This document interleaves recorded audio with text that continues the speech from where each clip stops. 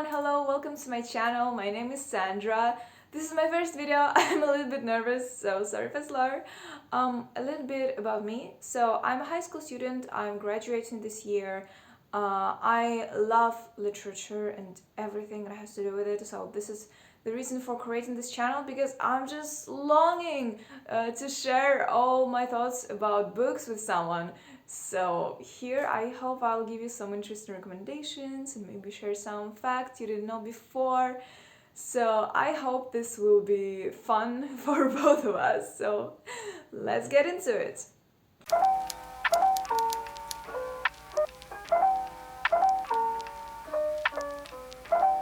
So today, as you know, we'll be talking about this great book, The Secret History by my beloved Donna Tartt. Honestly, I love her so much. So before we begin, I'll tell a little bit about Donna and then about dark academia as a genre, and then we'll get into the book. So, about Donna Tartt. I think you might have heard about her because she's like a super popular writer and one of the founders of the genre, dark academia in general, but we'll get into that later.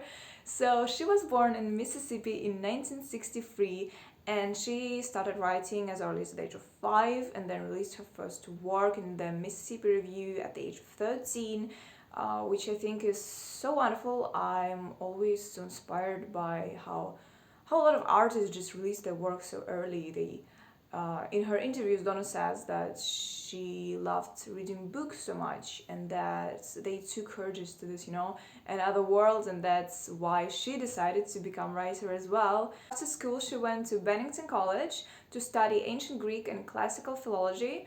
One of her classmates was Bret Easton Ellis, who had also quite an influential impact on Donna's work because he helped her publish The Secret History, per se. Also Bret Easton Ellis, so he's most famous for his novel American Psychopath, so yeah, he's quite a big figure as well. So Donna mentioned him in the beginning of the book, so she dedicated it to Bret Easton Ellis, thanks him for all his help. And Brad also mentioned Donna's work, The Secret History, in his novel, The Rules of Attraction. So he made kind of an inside joke with it, although at the time he was writing it, the novel, The Secret History, wouldn't be published for the next few years. But that's quite fun. I think their friendship is something I want to have in my life as well. So The Secret History was released in 1994, and Donna tends to publish her work approximately every 10 years, although her last book, Goldfinch, was published in 2013, and there were no news about the next book coming, but as Donna keeps a private life, I just hope she's doing something, because there's also this tendency that she was writing The Secret History for 8 years, so she started it in college and then released it in 1994. Her next novel, Little Friend, took 10 years to write, if I'm not mistaken, and The Goldfinch, the biggest of all, so it took 11 years to write. So it just kind of keeps getting more time for her to write. Although it might be upsetting to someone, she says she can't write any quicker, so she also says I would like to publish a book every 2 years, but I don't think I don't have any fans. Interviews with Donna is another thing, because the way she speaks, the way she tells about her worldview and about her ideas, and she's just so charming, and the way she looks like one of her characters from Dark Academia. So I enjoy listening to her so much, and I think you should just go and listen to her for like 5 minutes. She is really out of this world.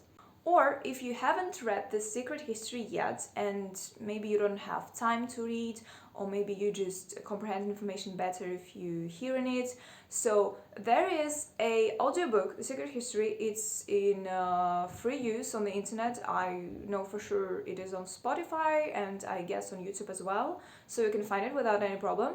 And Donna herself reads it, and this is another level of reading or listening, of learning the story.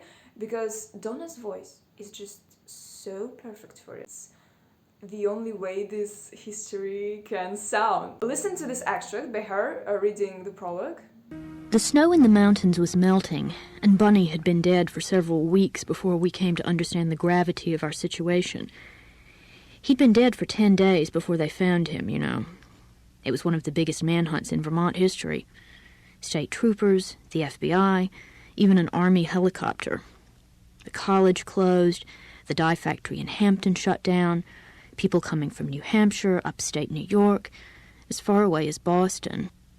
So now, before we begin talking about the book, let's talk a little bit about dark academia as a genre.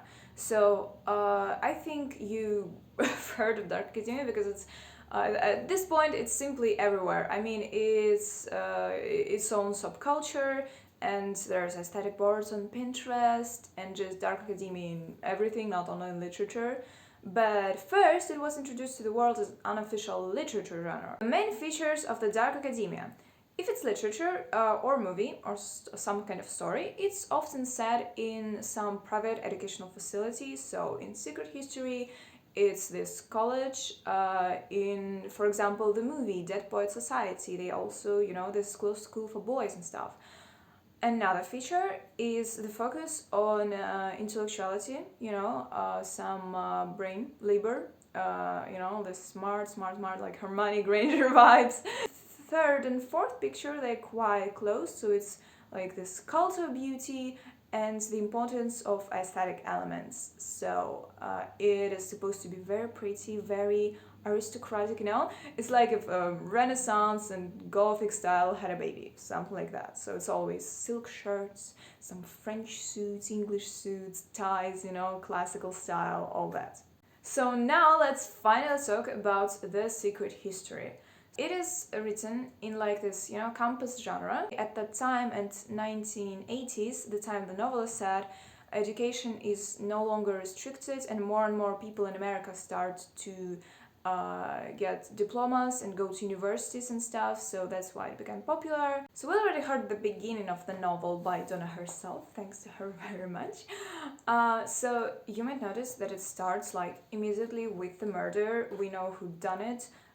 We know what happens. So the whole novel is basically a reflection of Richard and other murderers of Bunny to the death of their friend, to their actions. So here I'll do a quick plot summary just to those who hasn't read it, to just tell overall facts, and to those who read it just to recap so we can talk more about the themes later. So Richard Painton, this classic working class guy, someone you can relate to, he doesn't have a lot of money, has tense relationship with his parents. He wanted to become a medic, but then he just, in spite of his parents, he just said, nope, I won't be a medic. And he, by sheer luck, he finds this Hampton College. By sheer luck, he gets not invited, he really struggles to get the money for it. But eventually he gets in, he arrives there. Donna sets a really beautiful scenery. One of the things I loved the most was the atmosphere, how Donna really puts the reader. So, how she started writing because, she thought books was just this portal to another world. I think she succeeded 1,000,000% in that, because while I was reading, I was there the whole time. It was so beautiful, because when she described the sun, I felt sun on my face, and when it was snowing, so there's this part in the book where it's snowing really hard and Richard almost freezes to death, and I felt that. And as a person who hates cold, it was a challenge to read that, honestly. Anyways, Richard arrives at Hampton College. There he decided to study Greek, ancient Greek, because he has already done it for 2 years, and he was just like, why not? But a teacher who is responsible for his class, he says, no, this is a closed class, you won't get invited, it's just, you won't succeed. Richard says, well, we'll see about that. He goes to this teacher, Julian Morrow, the ancient Greek teacher. He says, hey, I want to study. Julian says, no, my boy, I already have 5 students. This is too much for me to bear. I can't have another child. Richard doesn't insist, he's just like, okay, that didn't work out. But then, by accident, once again, one day he just comes to a library while Greek students are doing their homework there. And so there's Camilla, Charles, and Bunny. They're sitting there, they're struggling with their homework, they can't get it done. Richard, being the main character he is, he's like, oh my gosh, I hadn't revised Greek in a very long time, but I believe I can solve this problem better than these students who do it constantly. So he goes up to them, he helps them with their homework, they're very impressed by him. Bunny introduces him to Henry, so this is quite an important thing that Bunny was the first to, invite Charles in their group. So Henry, who is the leader of the whole group, he isn't really impressed by him. Richard, in this book, he's an unreliable narrator because he himself tells that he tends to romanticize things, that he, the characters drink a lot, they're under a lot of, they often overwhelmed, a lot of emotions, so Richard just tells all of it, and we don't really know what happens. And because we see it through Richard's eyes, we often don't know about the lives of Greek students. It's kind of a mystery for us as a reader to solve what is really going on. So I assume that at this point, Greek students are just kind of like, oh, he's a nice guy. They talk to Julian, and just like, oh, okay, well, whatever. I will take him in. So Richard speaks to Julian once again, and yeah, he's accepted in the Greek class. During the classes, Richard and other Greek students start to get close. I mean, yeah, really painful process, awkward, but slowly, step by step, they grow into each other.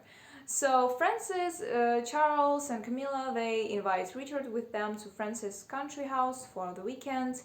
Richard describes this as one of his most favorite times in this whole story. But it is quite funny that Richard, while he describes, like, in the day they drink wine and have picnics and just do nothing and enjoy the world, that in the nights, the Greek students, they decide to try to incite Dionysus' madness, to lose themselves completely. So at first, they do it like the whole bunch, besides Richard. So it's Henry, Francis, Charles, Camilla, and Bunny. But then they kick out Bunny because Bunny doesn't take it seriously. For example, he just, when they can't eat for ritual purposes, they found him eating sandwich in the kitchen there in the middle of the night. So they eventually kick him from the whole affair. And then basically during the rituals, they finally succeed. And when they, in the time when they lost themselves, they kill a man. They kill a farmer. And Bunny learns about it, and Bunny, being stupid Bunny he is, he just starts to blackmail them, and not in a smart way. He just, he always sings songs about farmers and tells like, oh, you have an appointment, oh, I bet it's with a lawyer, right? So he just, he keeps them on edge, and so that is why they grow tired of him and in the end decide to kill him. But for now, Richard doesn't know it. Richard doesn't know any of it. The weekend ends, they all go back to studies. During the winter break, they just everyone leaves, so the campus closes, so everyone has to leave. The thing is, everyone invites Richard to go along with them. So Richard, he doesn't have a place to stay because he has this tense relationship with his parents, and he doesn't have money to rent some place, and he has to work during the holidays to afford his next semester. But everyone invites Richard, and he could have gone. He could have gone to stay with basically anyone from the Greek group. I mean, because Camilla and Charles invite him to their uncle's house. Francis invites him to his grandmother's. Henry doesn't invite him, but Richard could have asked. Henry and Bunny, they go to Italy, by the way, so he either could have probably asked to go with them, or he could have stayed at Henry's house, whatever. He could have done literally anything but what he did in the end, which was stay in a warehouse. Not just some warehouse. The warehouse with the hole in the roof, no heating, no furniture. He just, it's like basically living on the street, almost no difference. I don't know how he survived there, and I don't think Richard knows or Donna knows either, because she describes these 2 months as hell, basically. So, if the hell freezes over, this is what it would look like, because the temperature is about like minus 10, 20 degrees, and Richard, he came from California, so he has no warm clothes, he has no bed, he sleeps on the floor, literally in the snow, and I don't know how he survived. So he got pneumonia after, obviously, but at some point he really could have died, and he says that he could have died. It was a real possibility back then, but he's saved by Henry, who comes back from Italy early, and he just takes him to a hospital and then takes him to live with him for the rest of the break, which is like a couple of weeks. But it was tense. It was a really tense moment. As I said, Donna describes it all really well. I felt chill in my bones, shivers. It was horrible. At that time, we, as a reader, we begin to notice that something is really wrong, because Henry is tense. Henry is often, he just somewhere. Oh, how? We don't know where he is, where he's going, what he's doing. Then Francis comes back from winter break. They have some sort of a fight with Henry. So things are starting to stir up, and also Bunny, when Bunny comes from Italy later than Henry, they also quite tense. Everything's quite tense, so Henry usually escapes the house just not to talk to Bunny and stuff, so something is bad and we know it. Later, Richard learns, while this is going on, that Henry bought a ticket to South America for everyone in the group besides like Bunny probably and Richard himself. So he has tickets for South America. They are on a really close date, and Richard has basically no idea. He doesn't know if any of the guys are going to show up in the class when class begins. But everyone shows up, so nobody leaves for anything, and they just kind of, when Richard tries to confront them, they just come up with some, unconvincible lies about like, oh, I had to feed my dog who lives in Russia or something like that. Not long after the classes begin, Henry finally tells Richard about the murder of that farmer, about the whole situation with Bunny. So that Bunny's onto them, and they're afraid that he's gonna sold them to the police eventually. That he just, blacks them for money now, so they just can't say no to him. Bunny literally himself, he tries to pretend to be very rich, probably like Richard, because Richard is also trying very hard to blend in, so this is one of the reasons he didn't say anyone that he didn't have a place to live during the winter break. Bunny covers it more convincingly, so although Bunny says like, yeah, my dad is like rich and we have a huge house and stuff, actually he doesn't have a cent and he just lives off Henry's money and Francis and Charles and Camilla's. Eventually, Greek students are grown so tired of Bunny and his insults and his behavior that they decide to kill him, because why not? So, and they do that. They get this whole plan, they think about it. Again, the plan is based on sheer luck. So they just basically, oh, we know he goes for a walk at that time, so we're just gonna wait for him there, and if he runs, we're just gonna push him off a cliff, and that's that.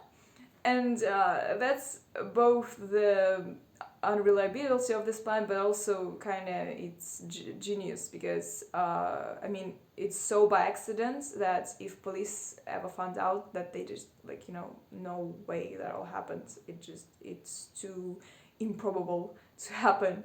And indeed, on the day of the murder, everything goes kind of wrong, and the weather is bad, and Bunny doesn't go for a walk, but he comes eventually. So he comes and he asks students like, what the hell's happening? Why are you guys here? And Hannah just says in his deep voice, as I imagine it, why are you looking for phones of hers? And he just pushes him off a cliff, and Bunny falls tragically. So this is where the first book ends. So the book is divided into parts, one and second. This is the end of the first half, the start of the other. In the start of the second half, Richard tells that, he doesn't think that he's a bad person. He thinks that it is, what happened has happened. Police obviously eventually learns about Bunny's death. There's an investigation going on, And this is where, everything just starts to fall apart. So the relationship in the Greek group, they start to fall apart really quickly, very dramatically. Everyone besides Henry are kind of really nervous and stressed and depressed, and especially Francis and Charles and Richard, they copy by doing drugs and drinking alcohol and stuff. It goes especially bad for Charles because he becomes abusive and really harsh and really rude.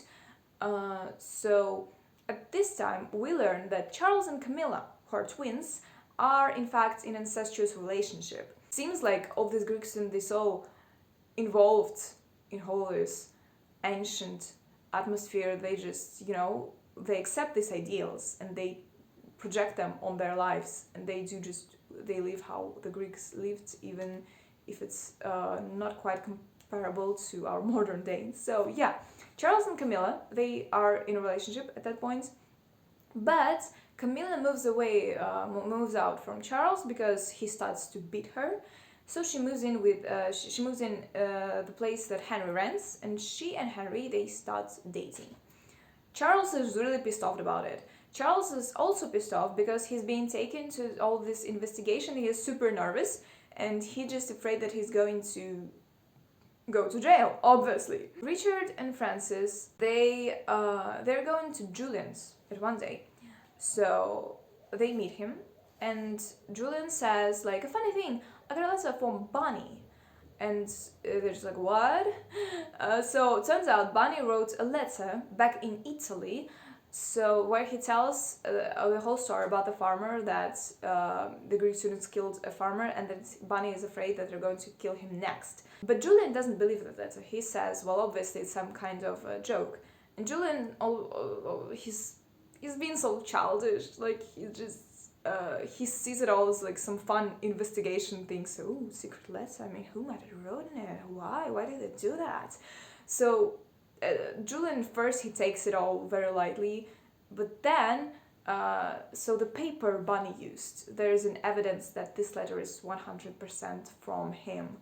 Richard and Francis, they're trying to prevent Julian from seeing it, but eventually Julian finds out, and when he finds out, Henry is in the same room, so Henry just kind of tries to explain everything, and Julian just says nothing and gives him the letter and goes away.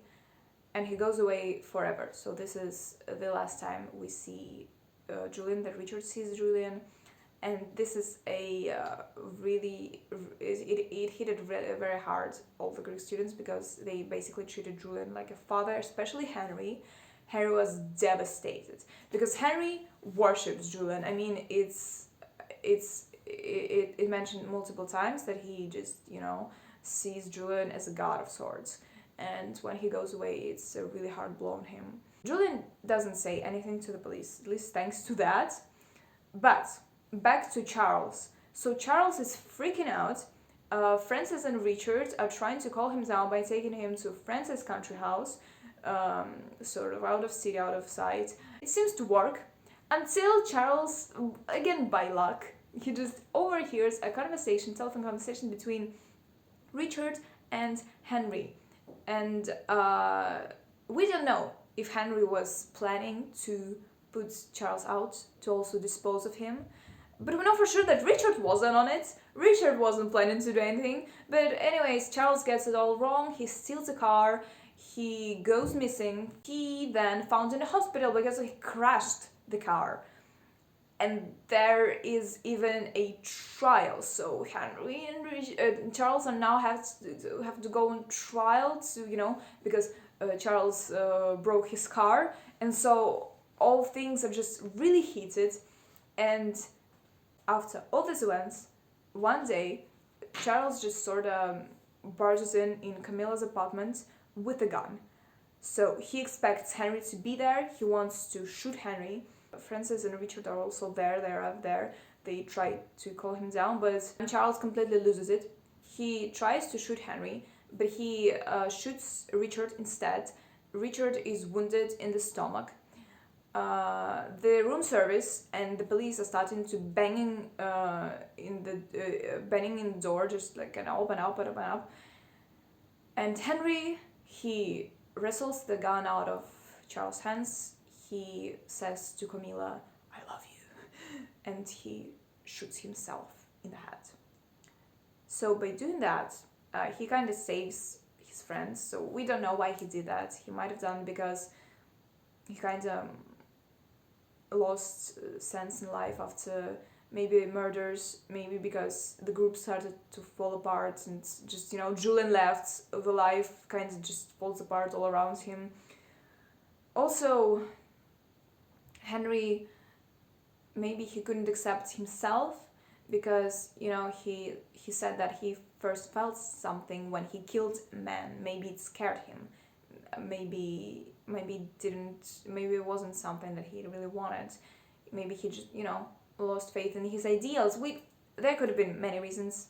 Either way, by shooting himself, he kind of saves his friends, because what they tell the police is that Richard tries to stop Henry from committing suicide, and then Henry shot Richard and then shot himself.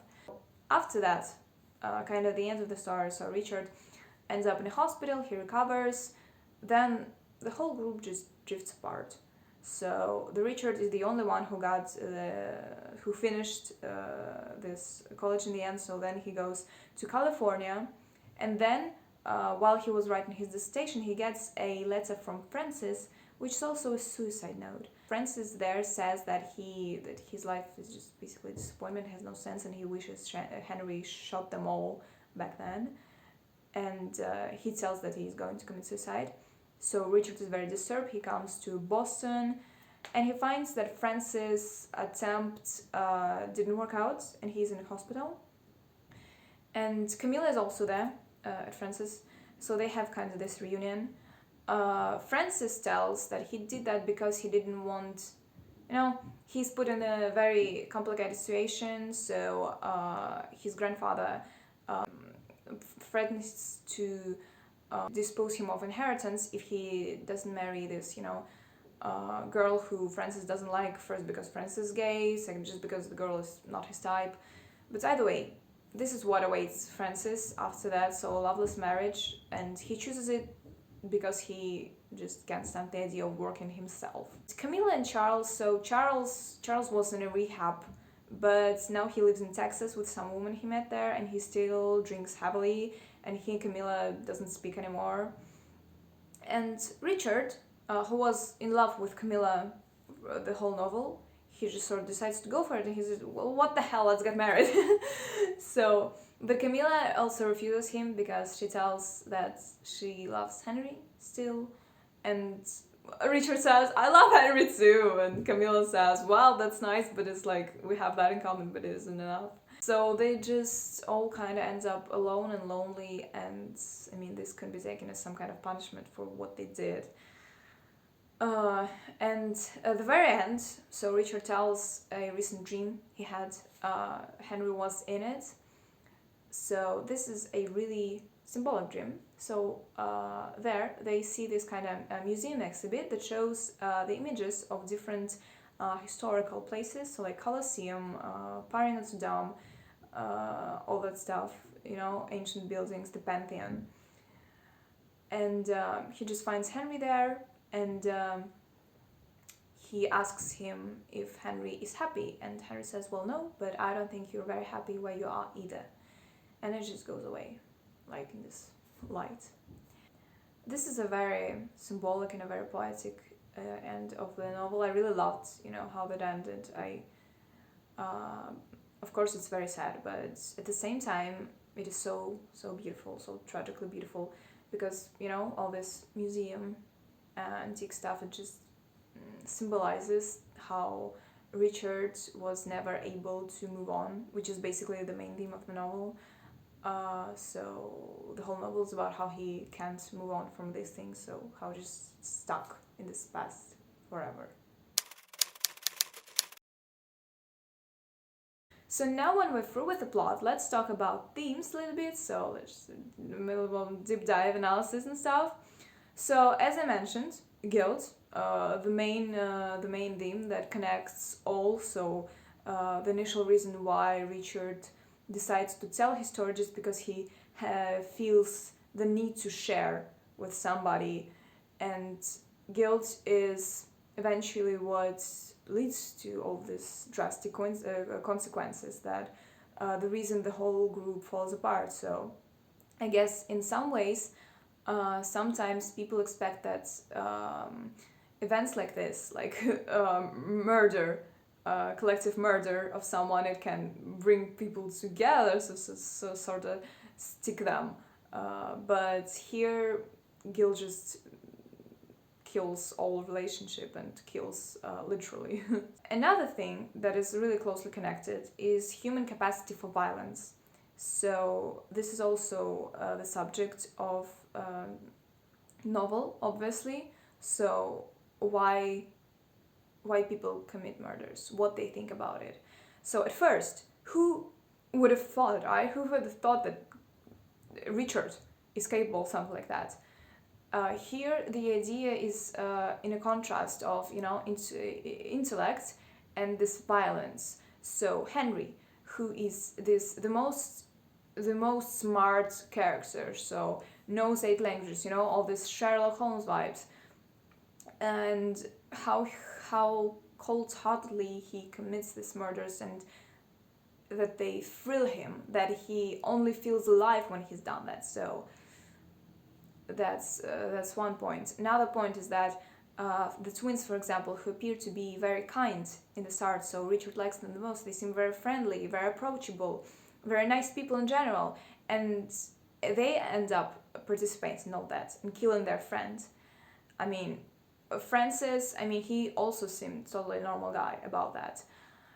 But it's the idea that also it's easier to do bad deeds in a group when you're less an individual, so when the guilt is shared amongst people, so you're just capable of more violent things. I want to mention an interesting fact. So one of Donna's favorite writers is Fyodor Dostoevsky, who is a Russian writer, a classical Russian writer, and he has this novel, Crime and Punishment, which is a lot like Secret History in many ways. So it's also about the reflection of a murderer and his thoughts about his crimes. So the main character, Rodin Raskolnikov, he kills a woman, and then he also finds himself drowning in guilt and unable to live with what he's done. So Donna makes, although she doesn't say it deliberately, like, yeah, I was inspired by this novel by Dostoevsky, but it's obvious because she makes an allusion in the novel. So let me quote it. So at one point, when Richard is on Bunny's funeral, so everyone, oh my gosh, Bunny's funeral is another thing. Everyone was drunk, everyone was on drugs because they couldn't take it, they couldn't take the guilt. And Richard can't take it out. So when he sees Bunny's mother, he sort of wants to come up to her and say everything that he did. He wants to confess. He feels this urge, and that's where Donna quotes Dostoevsky, and Richard kind of thinks the lines that were in the confession of Rodin Raskolnikov, who in the end sold himself to the police. So he thinks, "It was I killed the old pawnbroker woman and her sister Elizabeth with an axe and robbed them." So the next thing I'd like to mention is manipulation, because, oh boy, a lot of characters are being manipulated in this novel. So the Greek students, they're sort of manipulated by Henry almost all the time. So Henry has this sort of mystic impact on them. They just can't say no to him. Not only because he's big and scary, but also because he has something in his character about people, so he just can manipulate them. Something in his appearance. And I think he takes it from Julian, because Julian is the biggest manipulator of all. Honestly, in my personal opinion, I blame Julian for everything that happens here. Julian takes no responsibility for his horrible actions, which is, he kind of takes these students in. He picks them himself. Julian is their only teacher. He's like sort of this figure of Aristotle to them. So he places these ideals in their heads, and he places this antique atmosphere, and he basically raises them. He shapes them in whatever he wants them to be. For example, there were many moments, but once the students are given sort of this, test when they are asked to share their opinion on Julian as a teacher, and Henry just doesn't write anything. Richard says, "Well, aren't you gonna write anything?" And Henry says, "How can I possibly make the Dean of Studies understand that there is a divinity in our midst?" So Henry literally thinks of Julian as something somewhat divine. It is not only Julian's role as a teacher, because other people also mention that Julian, when he talks to them, that he kind of manipulates, and Richard himself, when Julian kind of interviews Richard before letting him in Greek group, Richard also notices that in their conversation, Julian just kind of leads him from topic to topic wherever he wants them to be. So yes, manipulation is clearly shown in this novel a lot of times. Connected topic to that, beauty and terror. So in the beginning, there is a class with Julian, which is described very profound for numerous reasons. Well, because we have to, get the understanding of what Julian is like, what classes with him is like. And another thing about Julian, I'll be talking about him a lot, because honestly, he stirs a lot of emotions with me, not in a good way. He tells the students initially about the rituals of Dionysus, per se. So the whole reason the first murder happened is also kind of his fault, I mean, he did say that to lose oneself completely is a bad thing to do, but it was too late. Henry already got the idea in his head. They speak about beauty and how the most beautiful parts in all Greek texts are often the most tragic, and like the fights and stuff. And the idea about beauty is terror is that a person doesn't enjoy terror in its pure form. So we don't like bodies, we don't like murders, but we like the idea. The idea is this, tragically beautiful. So that is the idea behind all this description of battles and stuff. And so Henry unfortunately takes it too literally. So he thinks, wow, murder is beauty, so equals no ideas, just a straight line between it, and that is his mistake. And so when Henry kills Farm, when he loses himself in Dionysus rituals, he tries to find that beauty.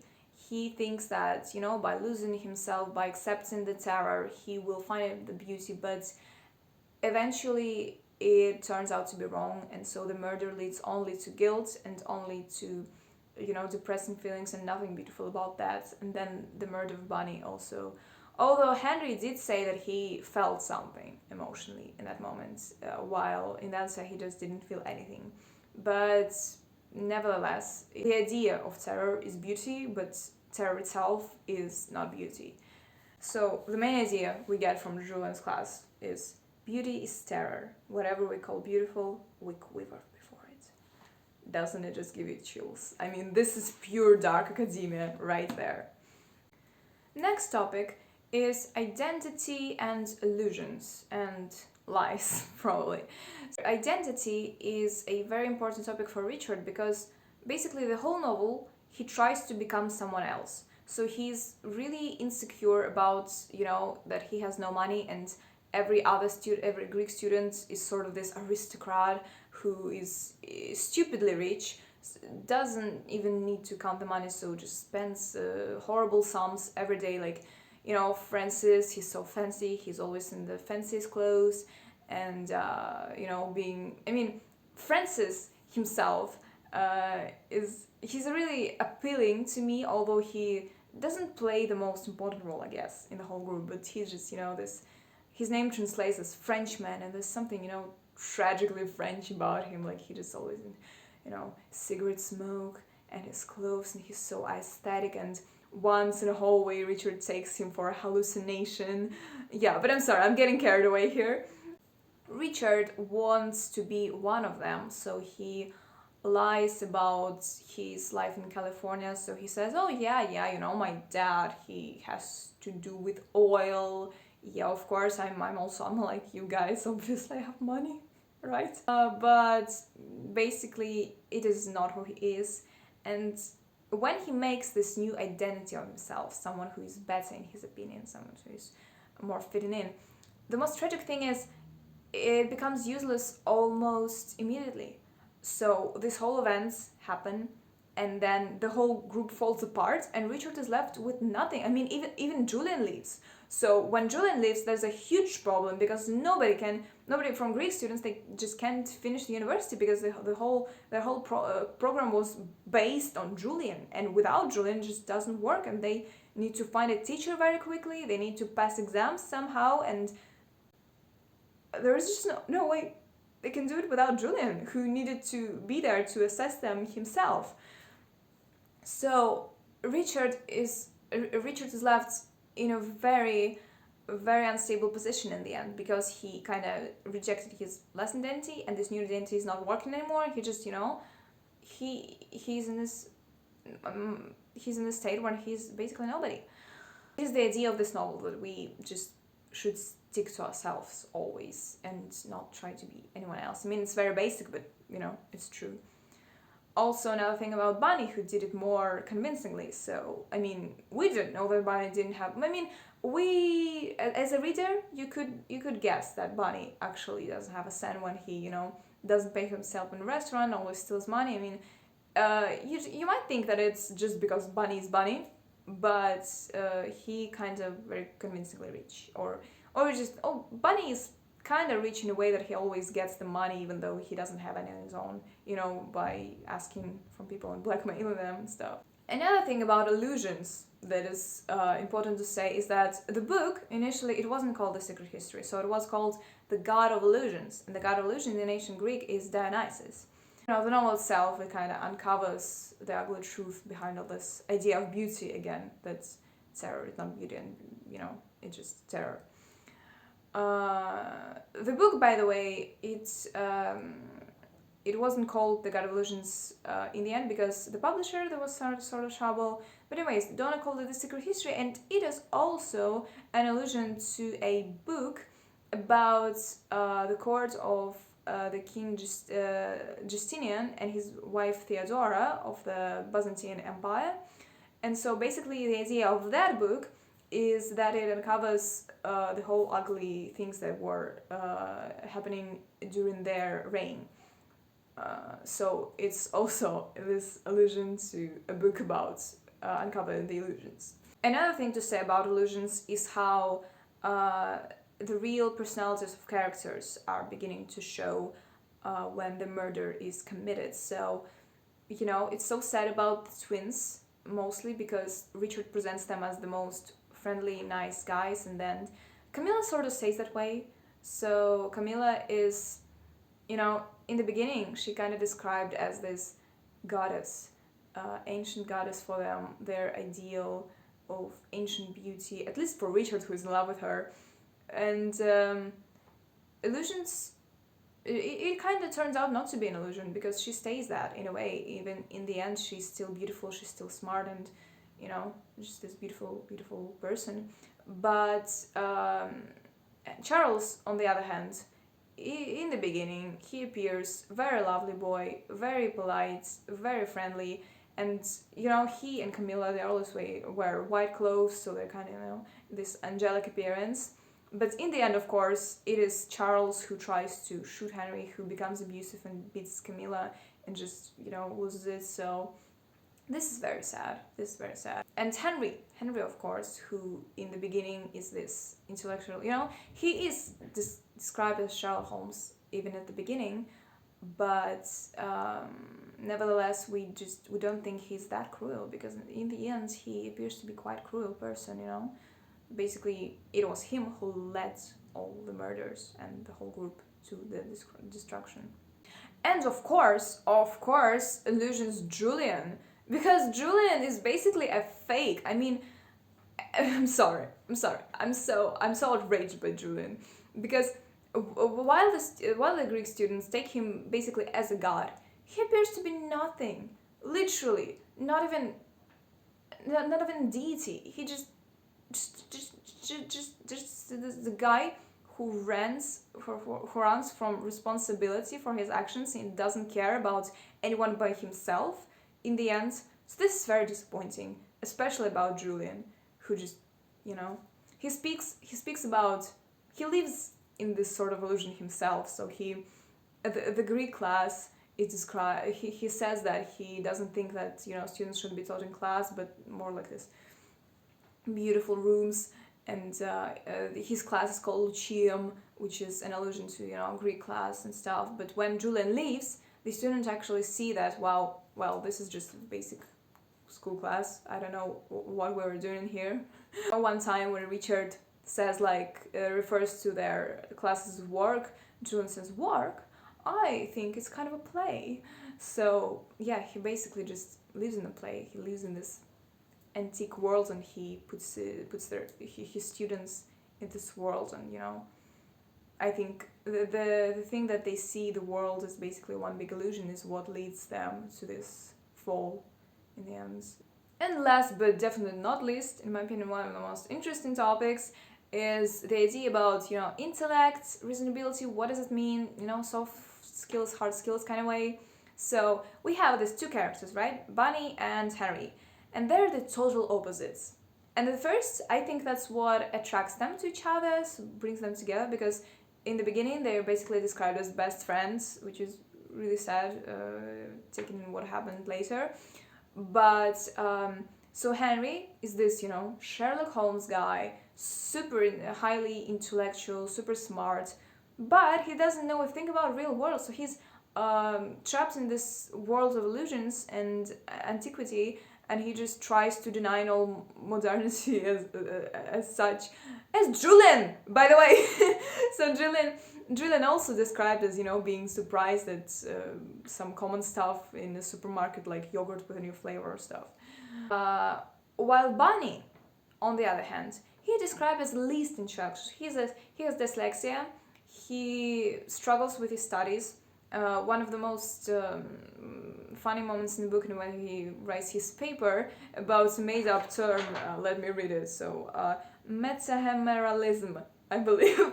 So basically, he fails to explain what it is in the end, but, you know, his paper is just full of overall statements, just some kind of made-up words, and it's horrible. It's horrible, but it's very funny how he writes it. On the other hand, Bunny is not really smart, but he sees people. I mean, there's something about him, like he sees immediately that Richard lies about his super rich life in California. He guesses the romantic relationship between Charles and Camilla. He's the only one who has a girlfriend outside the group, so he actually goes on social events and parties and hangs out with other people, so he's intellectual in that kind of way.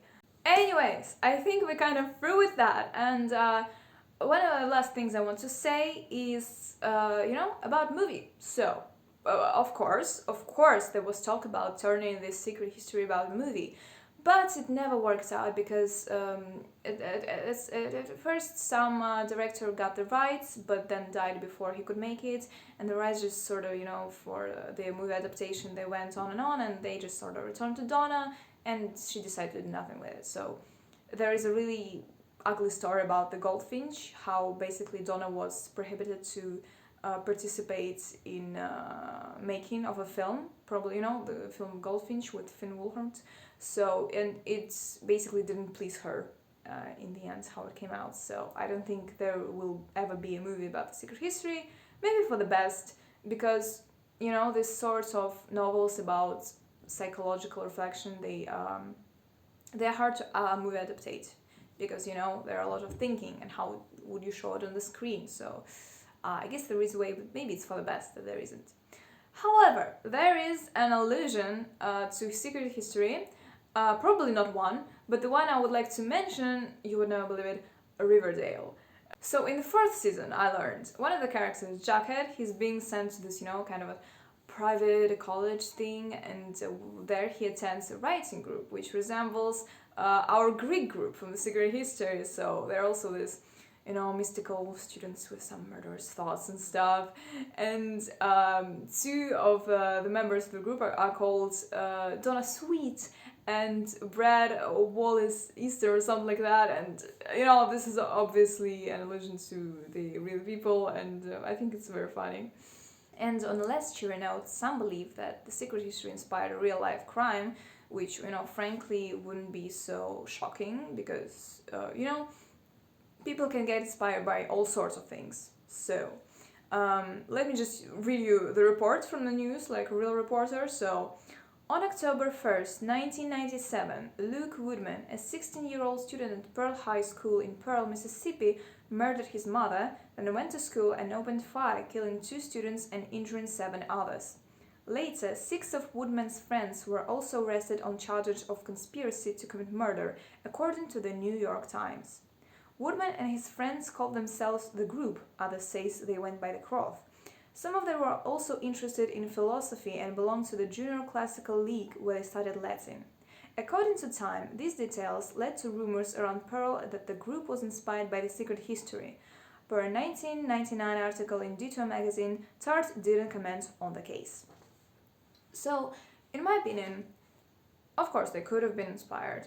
As I said, all sorts of things inspire people for these horrible deeds.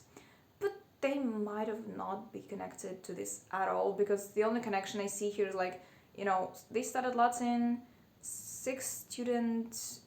Maybe, but I don't think, because the murder itself, I don't think it has to do anything with Diana's rituals and stuff. So, I just hope it's not true. Anyways, that is perhaps all I wanted to say about this beautiful novel. It really inspired me, reading Donna just inspires you to not murder, not do Diana's rituals and do murders, but just being a writer yourself, because the way Donna speaks about writing in her interviews, it just makes it sound so fun. And this book, it is thrilling, it is stirring, it is like one of the best detectives, and it's impossible to put down. I think that's true for sure. And I've reread it and I listened to it in audio version, and I think it just a riveting, deep dive into human personality, and I loved it and I will be coming back for it. And I'm sure that there are a lot of more secrets to uncover and a lot of meanings to get. And yeah, my lamp went out here very dramatically. So share your opinion in the comments, tell me what you think. Tell me maybe, some other facts about secret history. I would be delighted to hear them, or about Donna, or maybe you want to argue or to add something. Please, by all means, you're welcome here. And thank you so much for watching. I hope you enjoyed this. I hope this was interesting. And yeah, so this is it for today. And I'll be seeing you the next time. Bye bye. Richard is unreliable. So Richard is unreliable.